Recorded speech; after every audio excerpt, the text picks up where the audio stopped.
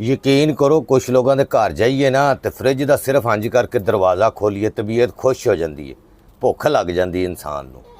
ਵਿੱਚ ਫਲ fruit, juice, milk shake, ਬੋਤਲਾਂ, ਚਾਕਲੇਟਾਂ, ਆਈਸਕ੍ਰੀਮਾਂ।